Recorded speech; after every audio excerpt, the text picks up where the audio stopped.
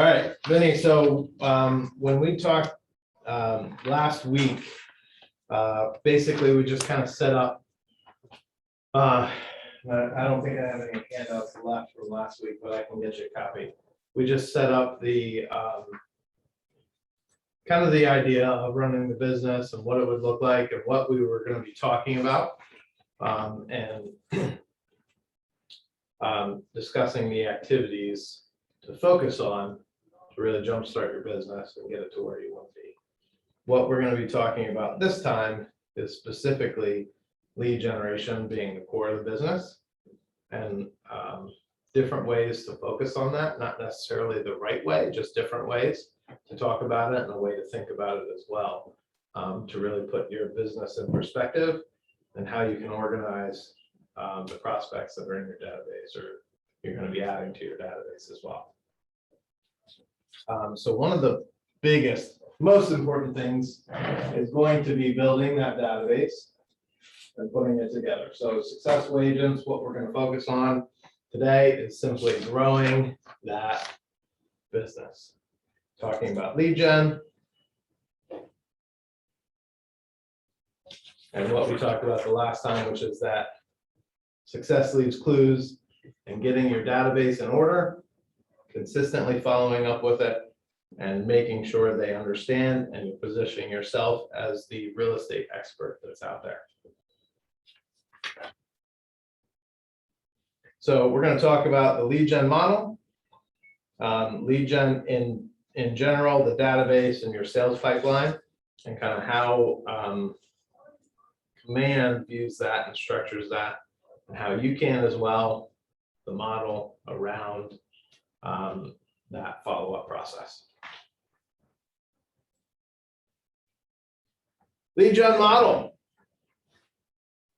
So this is the model as a whole. You've got Kari hanging out with the prospecting. So I like to explain it as a big picture. And where are we at in the class? Where are we at in understanding what this looks like for you? Like, what do you think of when you think of kind of this big picture of the lead gen model? What does it look like for you? Is it something like that? A big funnel idea, or what do you think of when you think of lead gen, Vinny? I look at more things towards like plants. Like I sow seeds. Okay. Then I water them. Okay. Then I watch them grow. Okay. That's how I envision it. Okay. And that's what I try to do. Gotcha. So if you're thinking about it like that, your prospecting, your marketing is kind of going out and buying your seeds, right? Or however you get them. If you pull them from the previous harvest, I don't know much about planting or farming or anything like that. How do you get your seeds? Well, I only see two plants. The rest of them are grown in the greenhouse. Now, my thought is this, to explain a little bit better. I have my clients already. Mm-hmm. Okay. And so by planting seeds is talking to them, Mm-hmm. verbally on the phone. Yep. Any way I can, writing a letter, door knockers, whatever. Those are my seeds. By watering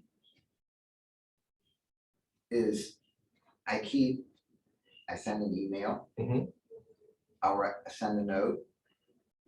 I'll see places, and I talk to them occasionally on the phone and text message. And so I got them, and then I just keep reminding them who I am. Yeah. And if pans out, it pans out. So what I'm hearing from you is you're in the step 3 already, right? But one thing that we want to think about is we should always have the entire part of the model running in some way or another, right? So step 3 is kind of what you're describing, right? It's connecting, offering, interaction, value-based touching, connecting, discussing, and then when somebody says, I've got real estate needs, then we go to that cultivate. We've got an action plan to focus on getting to an appointment, right? But we always want to make sure as a business, when we're focused on trying to hit a certain goal, right? That income goal or production goal that we have in mind, we always want to think about how big is our database? How big is this network of people that we have access to get business and provide the services we want to provide, to live the life we want to live, to hit the goals we want to hit, to help the people we want to help, right? So when you're thinking about it, you want to be prospecting and marketing in some way, no matter what's happening. So do we do that by, that prospecting and marketing captures a lead, and then that lead, the idea is to get in contact with that lead and get permission to be contacting them, connecting and offering and providing that value. And from there, in that pool, that it circles around, that we go down and then we cultivate those or sow those seeds or grow that plant to be able to harvest at the appointment. That's the idea. It's kind of this big interconnected activity where we're bringing in business, whether that be simply by talking to somebody at the grocery store, cold calling leads, talking to for sale by owners, talking to expireds, doing open houses. That's going to be your prospecting and marketing. That'll put people in your database. And those people are then leads that you want to get permission from to give them value in some way. Once you're giving them value, like the people that you already have there, you probably already have permission to talk to them about real estate in some way, whether it's kind of a general consent or a specific ask. You have their contact information, you're already sending them information about what's happening in the market or can be. We can switch to that. And that's the connecting and offering, providing value and touching in some way. And then once they raise their hand and say, let's do this, you're putting them down into the cultivate where you're then working towards the harvest. Does that all make sense? Yeah. Kind of the big picture to achieve getting the closed contracts. The only thing is, I can't be a nag. It's so hard in my head. Mm-hmm. I mean, I can talk to a lot of people. Yeah, go ahead and put them on. You can talk to a lot of people, but you don't want to be an nag. But I can't be a broken record, a nag. I got 370 in my database. Mm-hmm. Approximately 100 of them I would consider fairly close friends. Okay. Though I send emails out to 370 of them, it's the 100 that I keep sending letters to, and I constantly see them in functions and talk.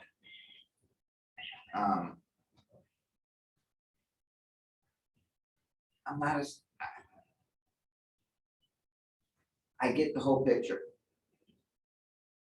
But I somehow do it, I guess, my way, with a little added accent in it from your way. Yeah, so I mean, the model is a model, right? You generally want to follow the model and add your personality to it, right? You master the model and add whatever you need to make the model work for you, right? So that's always the idea. If you're kind of jumping into this a little bit more, see this next.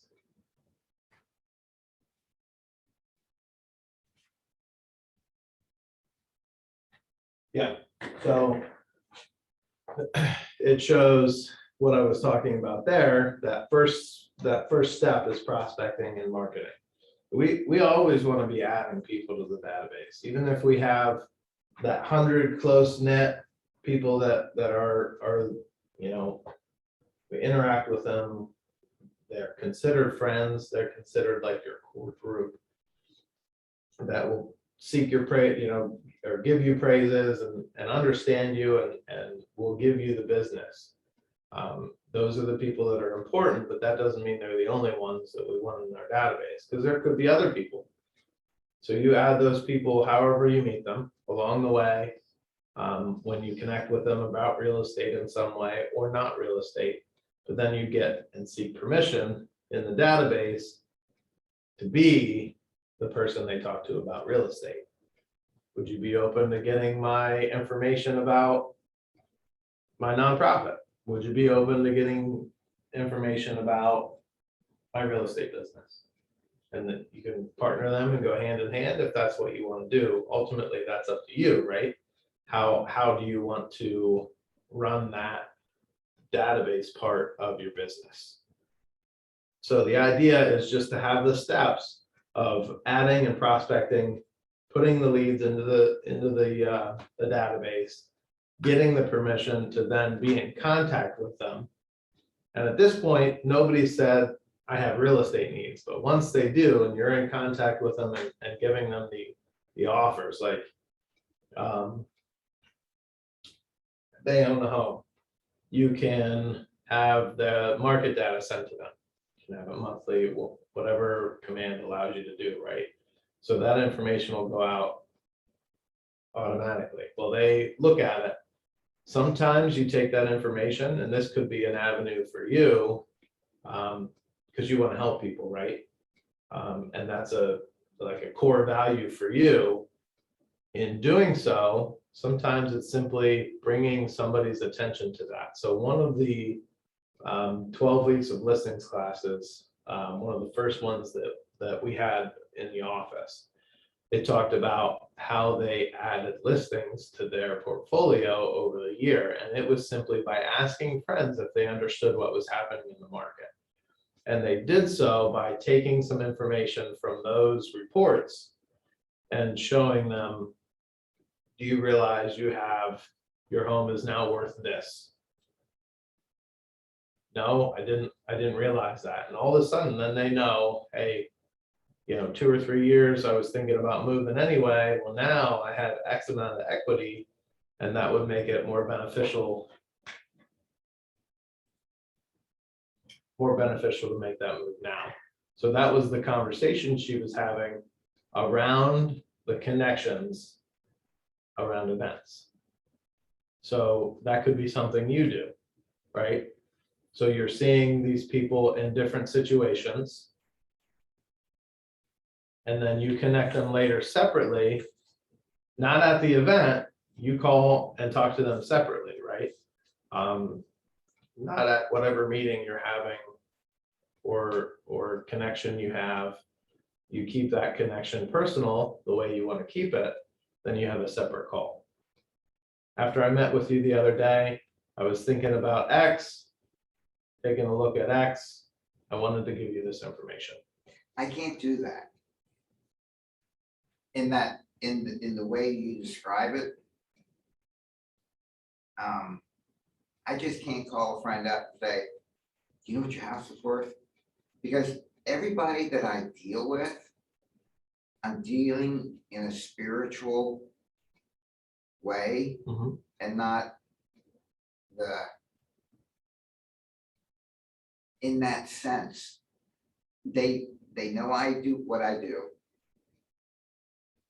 but I just can't, those words just can't come out. They just won't. Do you understand what I'm saying?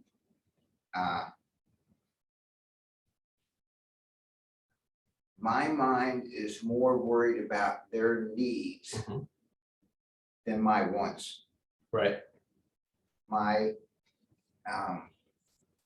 the way I am, that is my concern. But inside of me, I'm hoping they heard that I'm a real estate agent, hoping that they know inside them, I'm the one to trust. I can stand up there and ask them all for as much money as I can to give to the poor. Mhm. But I can't ask for money. Do you kind of understand? I see where you're coming from. That's not necessarily, so at some point, you're gonna have to make a choice of where you want your business to go in terms of how you're gonna lead generate. That's just one option for you. Whatever you're comfortable with is what's gonna be important, right? So if you're gonna have trouble making that connection when you're talking to Sphere, it might be something that you want to look outside of that, where you know somebody already has a need at open houses or for sale by owners, that you would be able to help them more and also help the charities that you want to help. I did see on your card that you have your nonprofit on there too, right? And it's in your email. And I think I saw, did I see somewhere that you've connected the two? That a portion of your proceeds are gonna go? Yeah. So that ultimately should be a focus to help you connect those two. And of course, you're gonna have to remember your why and why it's important for you to do this, right? I totally understand. I totally get it. Yeah. I mean, believe me, 100%. I totally get it. So all I'm saying here is in this scope of what we're talking about is you'll need to make your connection on where you want to go or what you want to do with your business. And ultimately that's going to need to come from you and your relationship with God, right? So that's where that decision will come from. I can't, make you do it, or I don't want to make you do it. Like, that's going to be your decision and your relationship with God to be able to make that decision, if that's important to you, right? All I'm doing here is trying to provide the options or the ideas around that and making that decision, what's going to be the best way that you feel comfortable. And you see the connection to helping people through this, and if that's a connection for you, right? Absolutely. So kind of continuing through this in terms of your lead gen database, the bottom part is going to be your sales pipeline. So that's how it should be separated based on the model in your database. Once you get somebody that raises their hand, the sales pipeline kicks in and you have that process in place. How do I get the appointment? LPT Mama is a great resource there. I gave you a sheet there, but you have the script book as well. The LPT Mama just goes through all of the questions to qualify for an appointment. And then once you get to the appointment, you should have your collateral or the information that you provide your clients. You mentioned you have it. You typically will do it from memory and talk to the clients about the information as opposed to giving them something. Excuse me.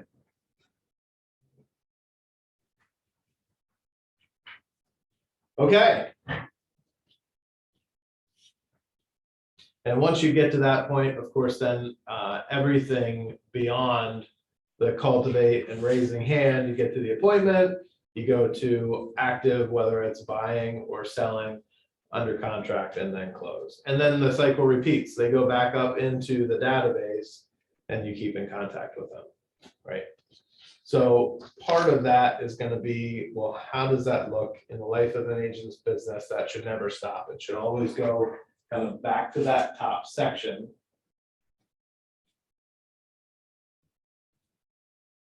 Of the prospecting, leads, and contacts.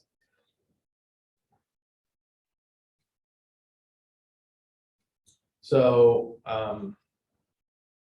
the 300 and something leads that you currently have, how did they come into your database? Church members, donors to my organization, Mhm. students, and past clients of my construction company. Okay. And so how did you run your construction company when you did it? How did you get clients that way? I never had to worry. I was the most popular carpenter in Northern Virginia. Mhm. I was backlogged for years. I was never, ever, ever out of work. Sure, and how did you get Never that business? advertised. How did that business come to you?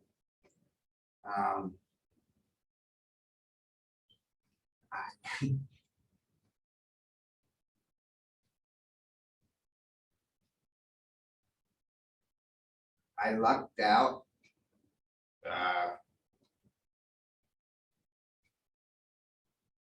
And God led me to some very rich people.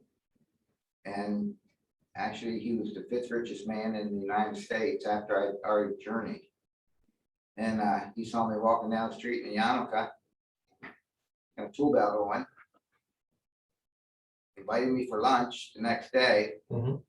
His name was Roy Chalk. I didn't know who he was at the time. You were too young to know who he is.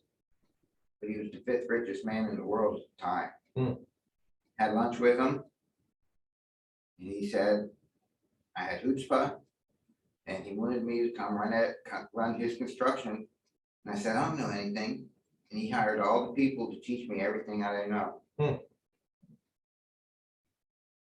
then from there, doing work from him, I'm on television, I'm in the newspapers, and all of a sudden, I'm getting calls from all the millionaires. That's why I was called the millionaire carpenter. Got it. So Just got it. through that, you essentially, it was, let's say, word of mouth, because you were on essentially being advertised by being this guy's carpenter, right? So because of that work you did, you got more work through that.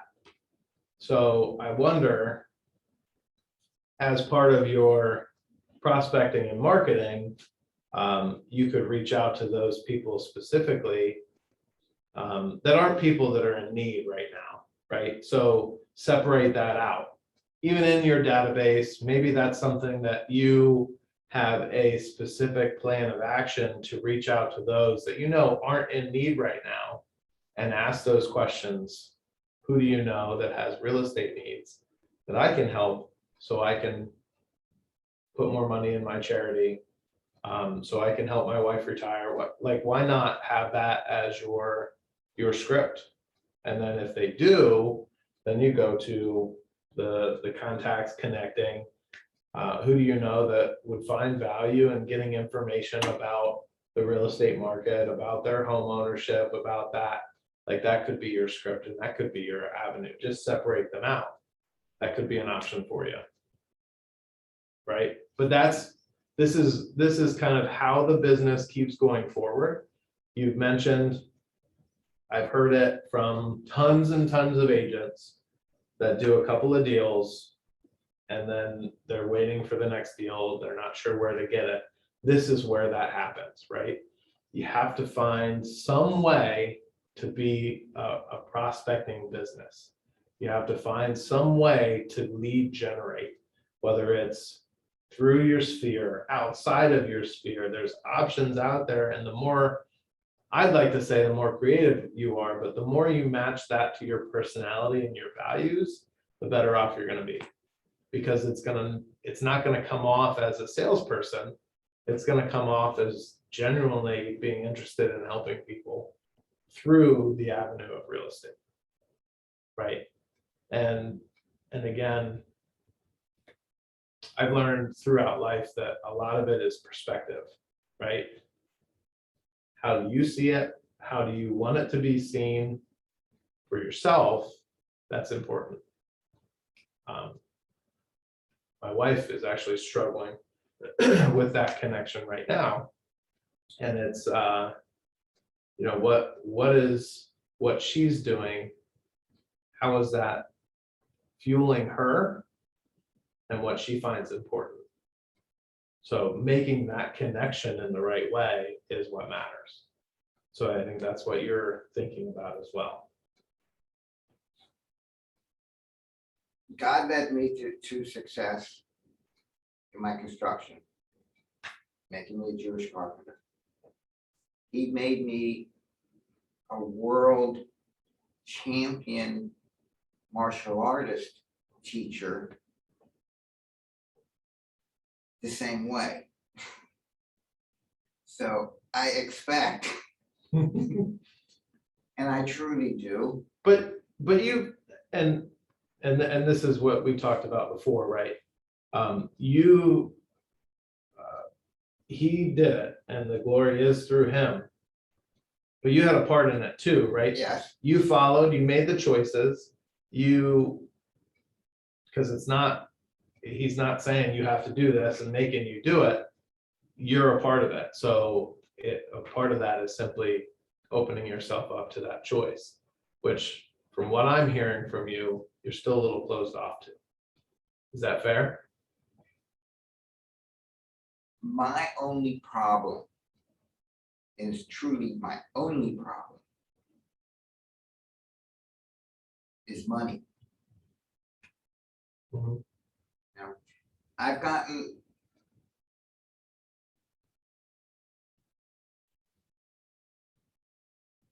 oh, this is being taped, isn't it? It is. And Gonzalo, feel free to jump out and speak up here. I see you're on camera, but you're on mute. Feel free to talk. Yeah, I'm sick, so I won't be talking much. All right, I just wanted But to I'm make listening. sure. But All I'm right. here. All right, good. This Christmas it'll be a year that Janie and I have been, with the help of Jocelyn, we have been paying people to go door to door, because it's been COVID, you can't door knock, Mhm. to go put our door knockers on. Mm. We've been hitting 4 different neighborhoods consistently Mhm. for the last Christmas to be a year. We probably spent $2,000 Mm. in door knocking and paying people. Yeah. We got one so far. Okay, that's about the farthest that I can reach in going to strangers. Yep. So there are a lot of creative ways to go even farther in those things, right?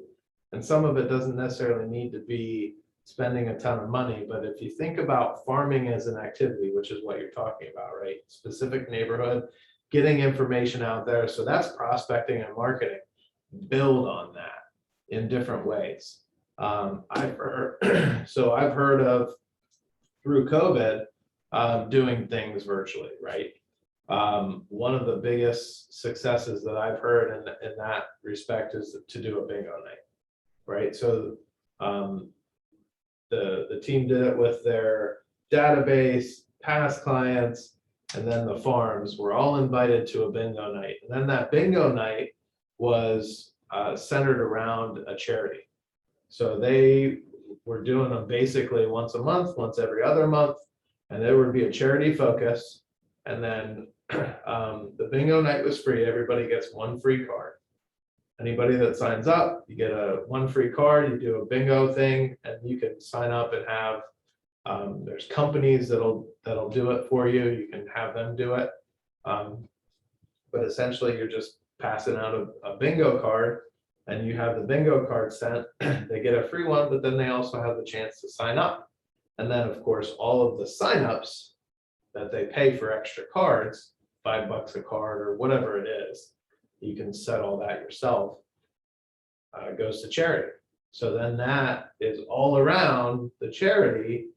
And then you take 5 minutes of their time as you're going through the bingo night. You're talking about the charity, you're talking about donations, maybe you do prizes or something on the bingo night too, but that, just an idea, right?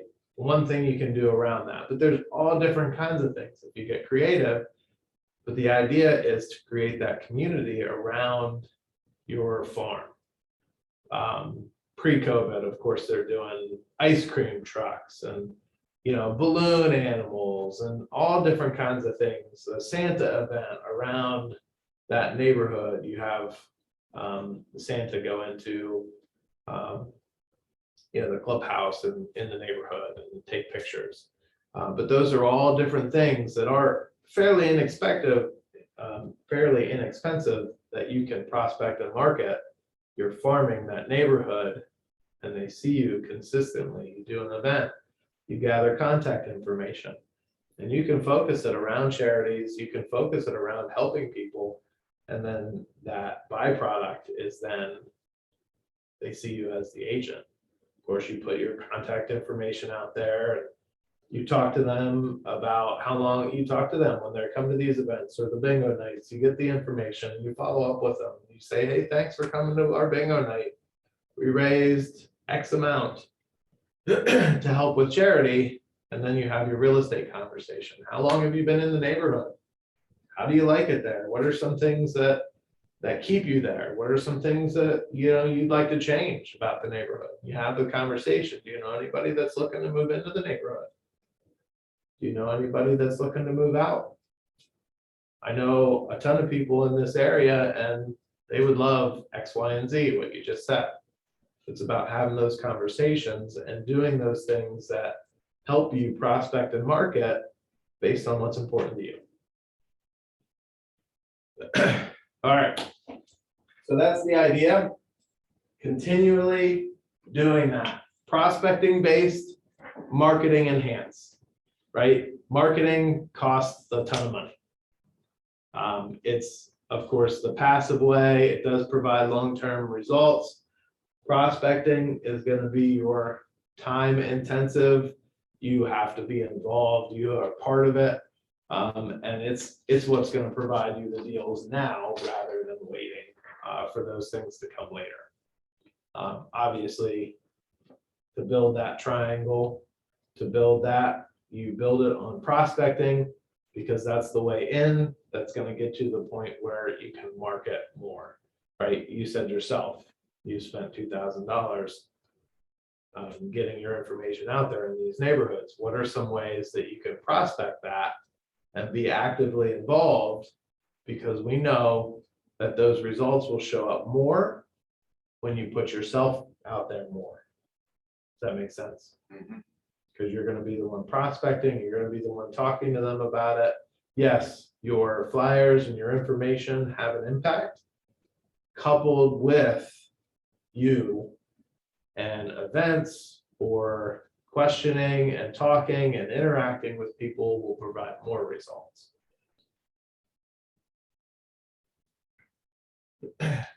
So indirect is, of course, all of those things that provide those results without other effort. You're just paying for those, the mailers or the door knocking things to be added.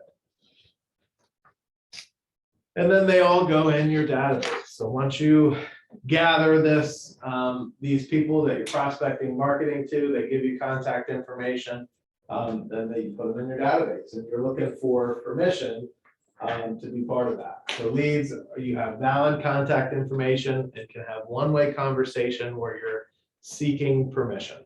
So that's the idea. You prospect and market, and once you get some contact information, then you seek permission to be a provider of information, providing value in some way. In the farming idea, you're providing value by events or information, neighborhood information, you know, giveaways. Some people do little things like win a Starbucks gift card. You know, there's any amount of ways that you can prospect and market to that and get permission or get contact information to then be the permission for contacts. So you want permission from the leads to be their real estate resource in some way, right? And that could be coupled with being their neighborhood agent, providing events and everything like that too. That can be part of it. So that's what you're seeking. Once you go through that prospecting marketing phase, getting that contact information, to be in contact with them, to put them in your, just like you have all of your other contacts that are part of your sphere, right? The 300 and whatever that you have. And of course, then at that point, you're always talking to them to get referral information or notifications if something's going on in the neighborhood. You want to be the first to know so that you can go after the business. That all makes sense? Yes, Okay, 100%. good. But it's like,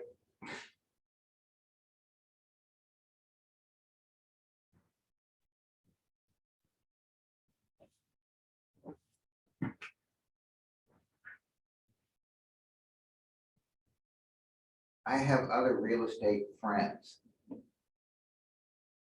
And I don't want to step on any of their toes Sure. or butt into their, and my life is very much intermixed with a lot of these people. Mhm. Are you talking about these people? Yeah. Sure. And I'm sure they feel the same way about you. Right. You think there's enough business out there for everybody? Not, yeah, because there's so many millions of people, but I'm not into the stranger part, Yeah. you know? Well, they're only a stranger until you connect with them, right? Right. You're right.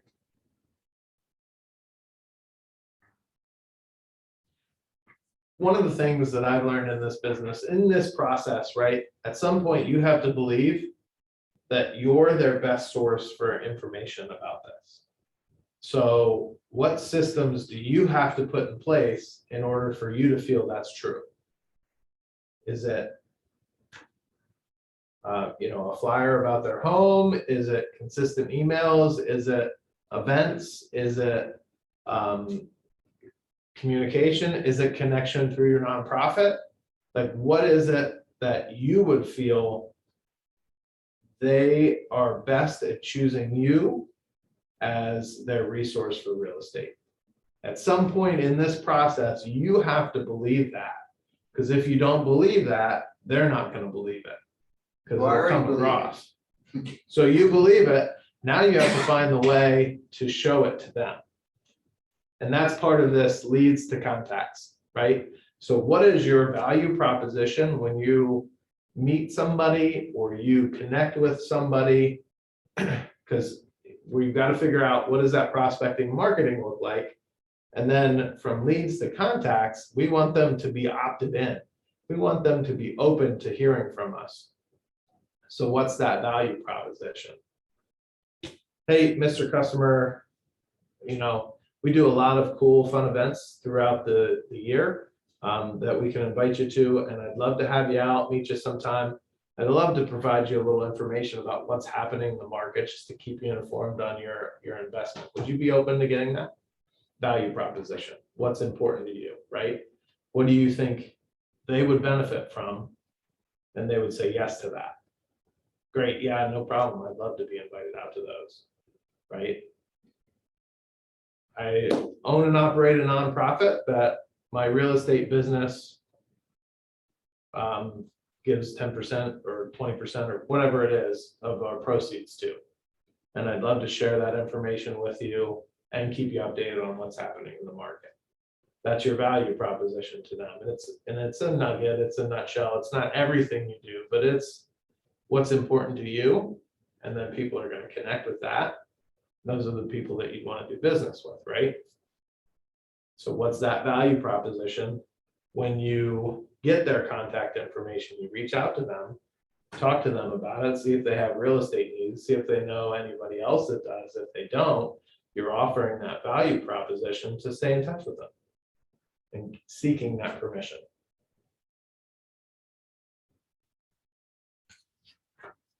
Any questions, Gonzalo? We good so far? Awesome. Feel free to interrupt. Since it's getting colder, I'm not really as motivated to do any door knocking. What? Yeah. There was it's a huge difference between standing at the bus stop yesterday and standing at the bus stop with my son today. It was crazy.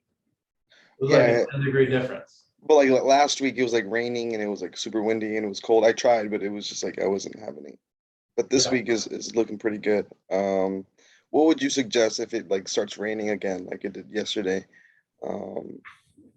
So one of the biggest things that I suggest, if that's on your 411 and that's your plan, one, I wouldn't give up on the plan before you had the opportunity to do it for at a minimum 2 to 3 months. But I would consistently take your 411 when you're talking about prospecting and marketing and lead generating.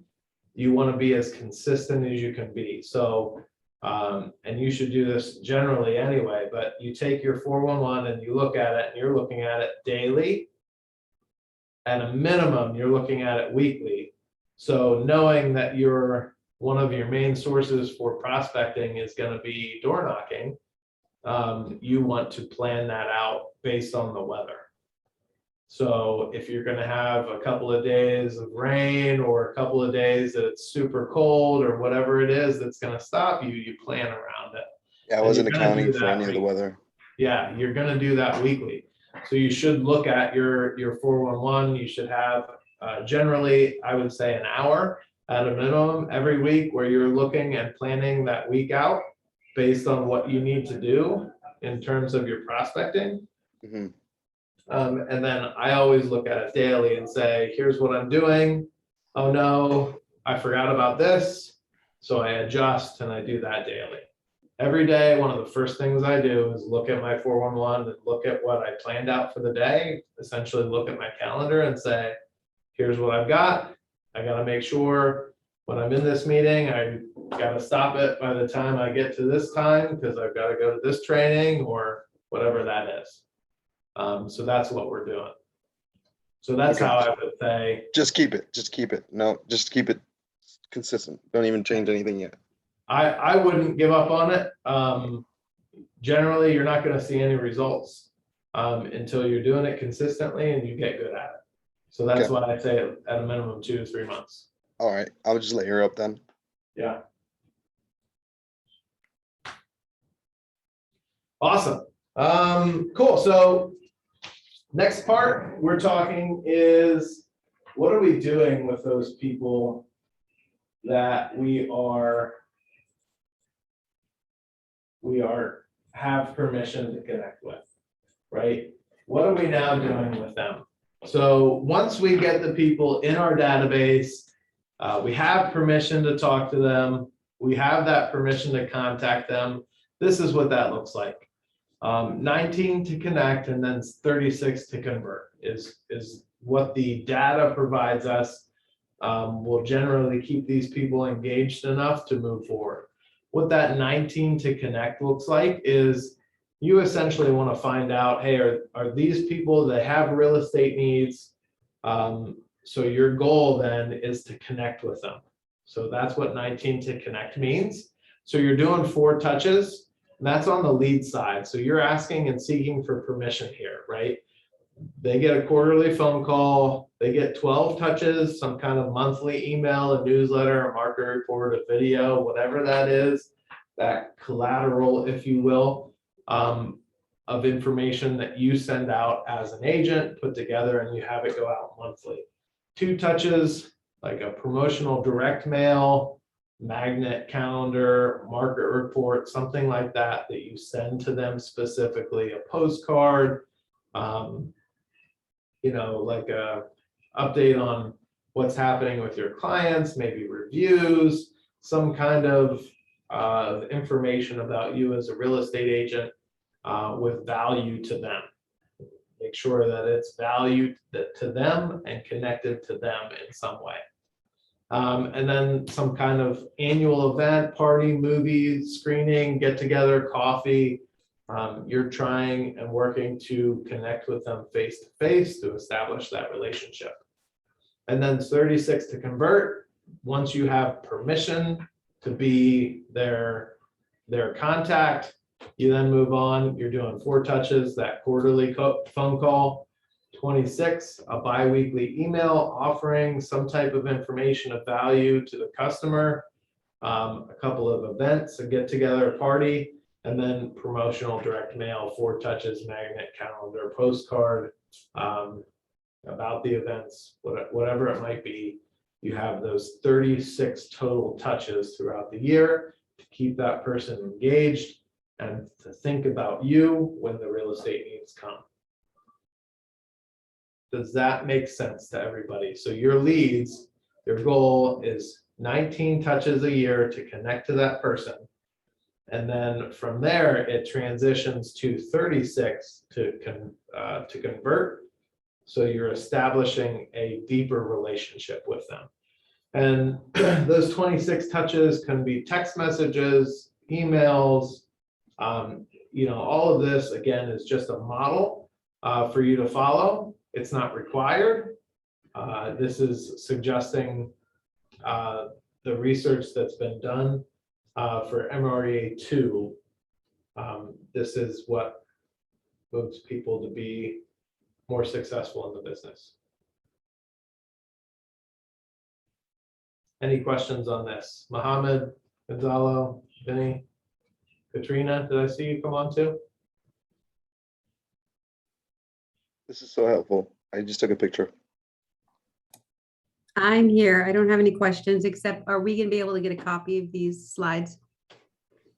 I have a copy of, I think everything's in the packet. I have the packet down here if you want it. Okay, since I'm so far away. Yeah, exactly.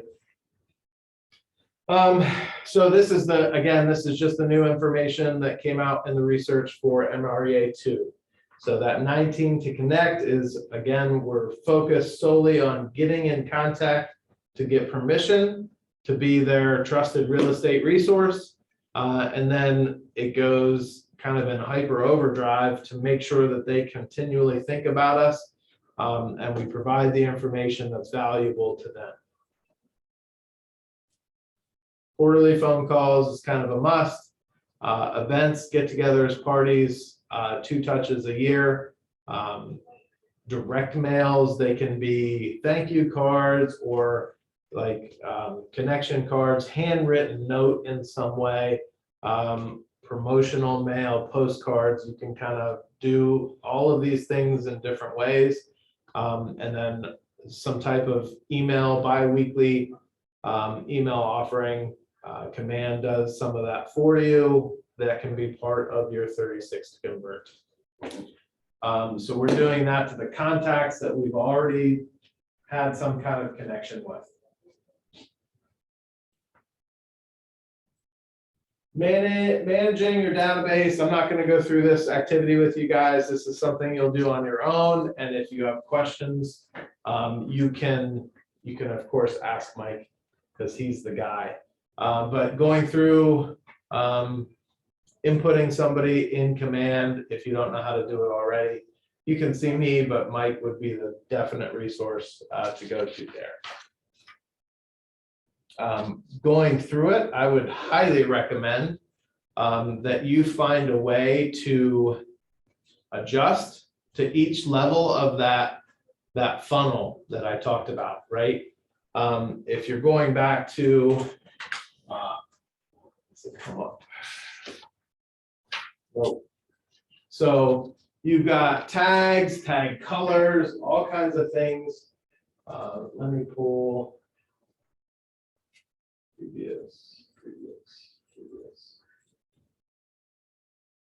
So this.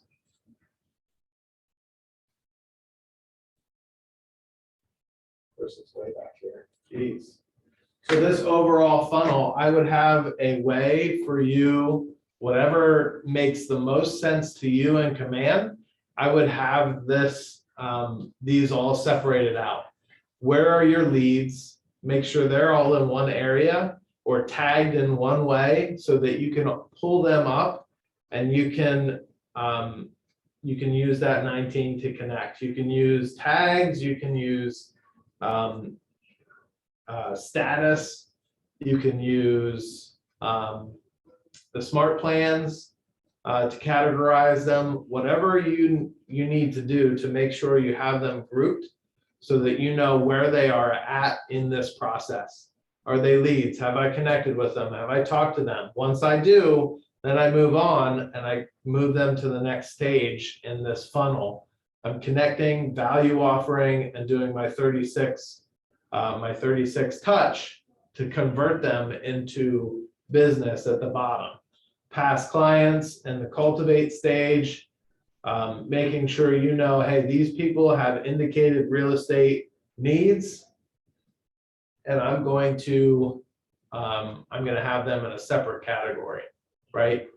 Active clients, past clients, you should have all of those kind of separated out so that you know your audience and who you're talking to, so that you can follow those processes. So that's one big thing that I would recommend, that as you go through your contact list, adding people into the database, you're using the tags so that you can keep them separate. And you can create whatever tags you want so that you can do that and find them. Custom smart view, again, all different things. You can check with Mike to go through that process, but you're going to want to set up those steps so that you're following this process, following this model, so you can get them through each point of the process and communicate with them in the right way so that you're continually prospecting and building your business.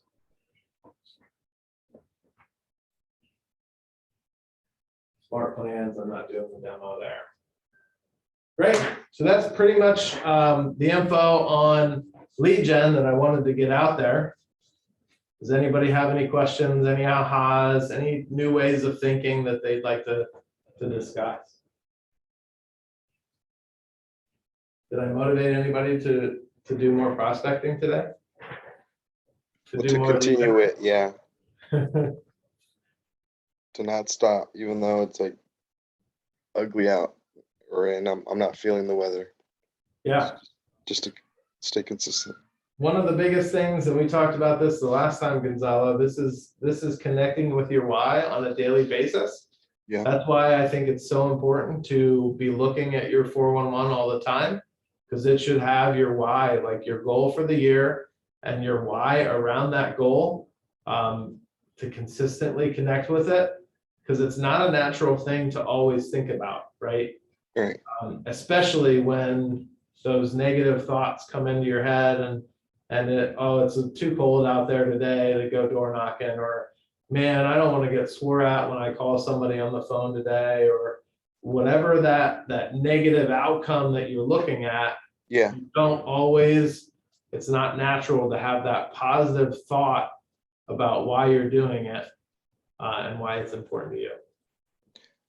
Yeah, I need to continue doing that even when I have those negative thoughts, because that is happening. You know, I'm like, it's cold, I don't want to bother them. I'll just wait till tomorrow, even though I'm hating it. You know, I hate that I'm not going that day. You know, I feel it sucks, you know. Yeah. Once you get consistent and do it on a regular basis, the day you don't do it, you're going to feel the opposite. You're going to say, man, as much as you hate it now, you're going to feel weird not doing it on Right. the basis once you get into it. Right. So. Thank you. Awesome. Anybody else want to share? Okay. So goals, what you want to be looking at doing is getting this information in the system. 10 contacts added, 10 conversations a day, 10 handwritten notes, 10 home previews per week, right? This is the path to 6 figures. Get those contacts in the system. If you already have them in the system, then you're organize them the way you need to organize them so you can stay in touch with them the correct way. You talk to 10 people a day. We know that as an average, when you talk to 20 to 25 people, you're going to lead that's going to lead to an appointment, depending on who you're talking to, right? But if you're talking with your sphere, it's 12 to 15 people. If you're talking with people you don't know, it's 50, right? That's going to lead to an appointment. That's why your average is somewhere around 20 to 25. Those conversations will lead to an appointment. So if you're having 10 conversations a day, that's going to lead to an appointment every other day. Does that make sense? 10 handwritten notes, you're contacting people and keeping top of mind. Previewing homes, you're out there so that you know what's happening in the market and you're the expert that they can go to. The script book is here. I was going to do script practice. I've got LPT Mama, but I don't have it ready to send out to you guys. I've got it here in the training room. Does anybody want to hear what that sounds like? I did a quick one in the team meeting the other day, but yeah, let's go ahead and do it. Who wants to hear? You want to hear a buyer or seller? Anybody Let's have a do preference? seller. Do seller. Let's do seller. Okay. Who wants to be my seller?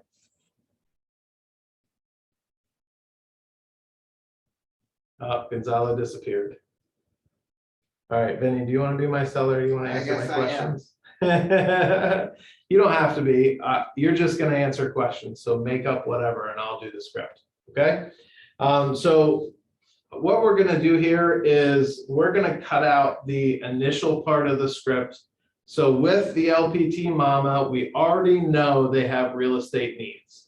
So I've either connected with them previously and they said they had needs, or they reached out on my website, or whatever it is, we know they have needs. So I'm going to start the conversation off from there.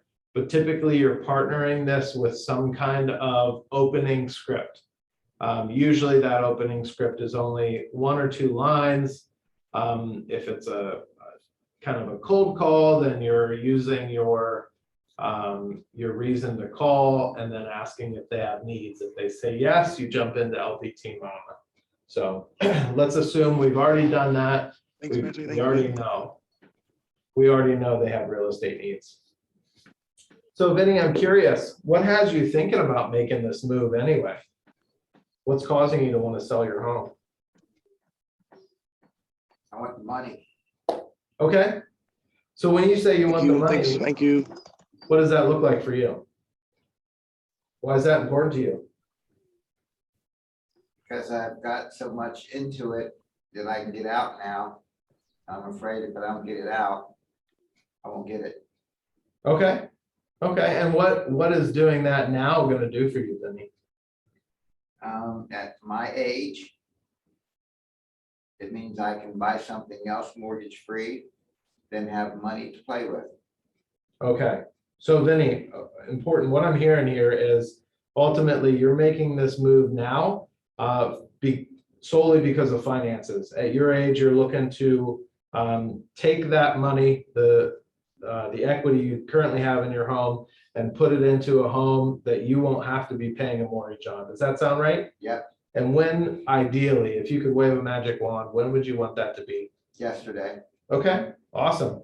And are you going to be staying in the area or going out of the area, Vinny? Haven't decided yet.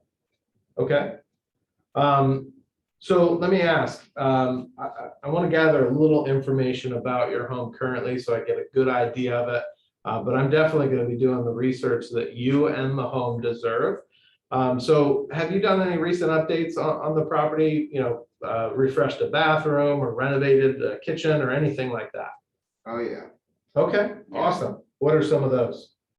Have new roof, new siding, new driveway, new kitchen, new bathrooms, Okay. new flooring. It's almost brand new. Wow, sounds like you've done quite a bit getting ready for this. When you say new, what are the timeframes on all of these things? Within the last 2 years, Okay, so everything, the roof, the bathrooms, all done within the last 2 years. everything. Okay, great. And you said the new flooring, did you put carpet in or hardwood floors, or what is that like for you? Both, Okay, so you got a mixture throughout the house? yes, Okay. And did you paint everything as well? yep, What do some of those finishings look like? You got stainless steel appliances, granite counters, or Yeah. regular, or yep, all of the above? yep. Okay, great. I can't wait to see it. I'd really love to see homes, especially ones that have been recently remodeled. So I'm curious, what would you expect top dollar to be since you've completely renovated the home? At least 600. Okay, so you would expect 600. And where did you come up with that number? I had it appraised, Okay, so you have a recent appraisal. Was that after all the work was done? yes, Okay, in the last 6 months or so, or? yes, Okay, fantastic. And Vinny, do you have a mortgage on the property as well? yes, And about what's left on that for you? too much. Okay, well, one of the things that we're gonna do is provide a net sheet, so you know exactly where you'd stand. Sounds like you have a great idea of it all together, but I'd love to be able to put that information on one sheet for you. So about what's left on that mortgage. Too much. Okay. All right, so is there any other decision makers that are gonna need to be present for this discussion, Vinny? Oh, I got this girlfriend. Okay, and she's definitely somebody that you wanna be part of the decision making, because otherwise it's gonna cause you some pain, isn't it, Vinny? Yeah, All right, do you have an agent that you trust and recommend? not yet. Okay, and do you plan to interview any other agents? I'm not sure. Okay, let me ask, Vinny, what's the most important thing to you in the agent you choose to sell your home? Honesty, Anything else? knowledge. Honesty and knowledge. Awesome. I appreciate you sharing that with me, Benny. Is there anything else that you definitely want to make sure you get in the agent you choose to sell your home for top dollar? As long as they're honest and they know what they're doing, I'm happy. Knowledgeable and honest. I love it. Well, the next steps ultimately, Vinny, is going to be for us to sit down. Here's what we're going to do. Okay, we're going to go over the process, show you what it looks like. Have you ever sold a home before? A couple times, Okay. long time ago though. All right, so we'll go through the process, make sure you know exactly what's gonna happen, when it's gonna happen. We're gonna talk about the market and exactly where your home's gonna sit in that market and the best strategy to get you the most money possible. So that one, you can get that home that you mentioned mortgage-free, still have plenty of money to play with. So that you can, just like you mentioned, not have to worry about any of that, okay? I'm gonna talk about what we do differently than other agents and see if we're a good fit to work together. Does that sound fair? Sounds good. Great. When works best for you? Mornings or afternoons? Evening. Okay, evenings. What time in the evenings? When do you typically get home from work, or 6, 7. 6 or 7? Okay. I do have a slot tomorrow afternoon, a little earlier than that, about 3:30. Would that work for you by chance? I have to talk to the other half. Okay, well, why don't we do this, Benny? Let's go ahead and set up a tentative. We'll set it tomorrow at 3:30. And then you go ahead and talk to your girlfriend and see if that would work. If it doesn't, we can shift it, not a problem, but we'll get it set up. So I'll be coming out tomorrow at 3:30 unless I hear otherwise from you. Sound fair? Sounds good. Perfect. And that's it. I'd send all my collateral, talk to them about sending email and all that kind of stuff. So, did anybody notice if I missed anything? LPT MAMA stands for location, price, time frame, mortgage, agent, and motivation and appointment. So basically, all I'm doing is qualifying the appointment. I know that he's got a solid motivation. I'm going to connect with that motivation. I dig down deep into the motivation. I understand why he wants to do what he wants to do, right? I might even go farther in that. So you can keep asking those questions. Depends on how much pushback you're getting. I always double ask for a mortgage. If he doesn't want to give it up front, I'll say, hey, here's the value in giving it, but I'm not going to super push. They might not be comfortable until we actually meet to provide information like that, right? Notice I asked for expectations. Hey, what would you expect top dollar to be for your home? Sometimes I'm gonna ask, who do you think's gonna buy your home? And we can talk about marketing at that point.